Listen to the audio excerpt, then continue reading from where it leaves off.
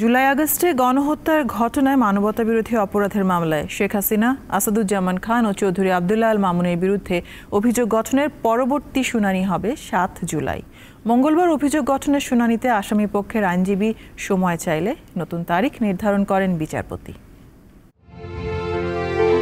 জুলাই আগস্টে ছাত্র জনতার গণ অভ্যুত্থানে সংঘটিত মানবতা বিরোধী অপরাধের মামলায় শেখ হাসিনা, আসাদুজ্জামান খান কামাল ও আবদুল্লাহ আল মামুনের বিরুদ্ধে জমা দেয়া অভিযোগপত্র গত ১ জুন গ্রহণ করে আন্তর্জাতিক অপরাধ ট্রাইব্যুনাল। বিচারপতি গোলাম মর্তুজা মজুমদারের নেতৃত্বাধীন ট্রাইব্যুনাল ১-এ মঙ্গলবার অভিযোগ গঠনের শুনানি হয়। এ সময় সুনির্দিষ্ট ৫টি অভিযোগ উপস্থাপন করে প্রসিকিউশন। শুনানি টেলিভিশনে সরাসরি সম্প্রচার করা হয়। শেখ হাসিনার উপরোক্ত উস্কানিমূলক বক্তব্যের প্রেক্ষিতে তৎকালীন সরকারের স্বরাষ্ট্রমন্ত্রী আসাদুজ্জামান খান কামাল, তৎকালীন আইজিপি চৌধুরী আবদুল্লাহ আল মামুন তাদের অধীনস্থ আইন শৃঙ্খলা বাহিনীর সদস্যদের নিরীহ নিরস্ত্র আন্দোলনকারীদের উপর সশস্ত্র আক্রমণ চালানোর নির্দেশনা প্রদান করেন।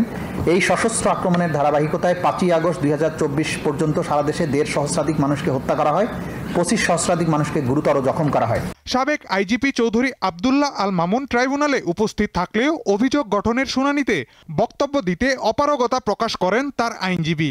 আর শেখ হাসিনার জন্য রাষ্ট্রীয় খরচে নিয়োজিত আইনজীবী শুনানির প্রস্তুতির জন্য ২ সপ্তাহ সময় চাইলে ট্রাইব্যুনাল ১ সপ্তাহ সময় মঞ্জুর করে। সময় চেয়েছি কারণ হলো মামলার যে আমি কাগজপত্র নিয়েছি সেই কাগজপত্র নেয়ার পরে এই মামলার প্রিপারেশন নেওয়ার জন্য যথেষ্ট পরিমাণ সময় আমি পাইনি। আমি মনে করি যে তার বিরুদ্ধে যে 5টি চার্জ আনা হয়েছে এই চার্জগুলি সঠিক হয় নাই। এই চার্জগুলি সঠিক না বিধায় আমি ডিসচার্জের আবেদন দেব। গত ১২ মে জুলাই আগস্টের গণহত্যার ঘটনায় শেখ হাসিনার বিরুদ্ধে তদন্ত প্রতিবেদন দাখিল করেন তদন্ত সংস্থার কর্মকর্তারা। এতে জুলাই গণহত্যার নির্দেশদাতা হিসেবে শেখ হাসিনার নাম রয়েছে। মাহিদুর রহমান, দীপ্ত সংবাদ, ঢাকা।